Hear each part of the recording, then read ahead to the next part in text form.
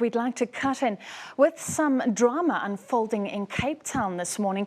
Now, one of the MPs, the EFF MPs, held a press conference. Andile Mngxitama is part of the alternative EFF seemingly breakaway faction, and sure, drama unfolded. He was chased by other EFF members. Let's cross now to Belani Phillips, who attended that press conference. Belani, tell us what you saw. The viewers.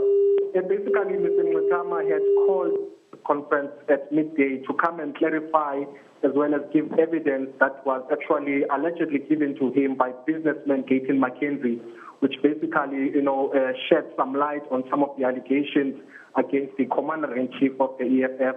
Now, before that particular press conference began, there were a lot of the Western Cape EFF members who had actually heard through the grapevine that that press conference was going to take place.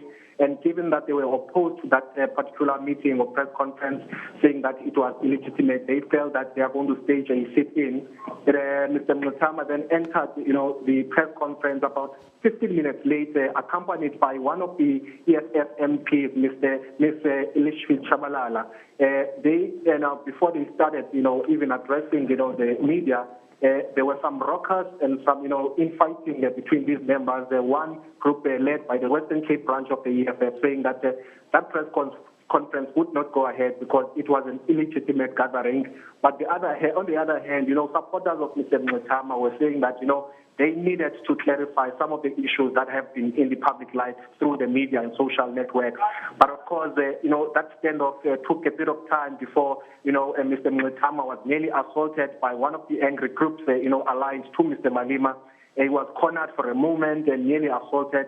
He was forced then to use a side door where he actually left, the hotel where he was due to address that press conference.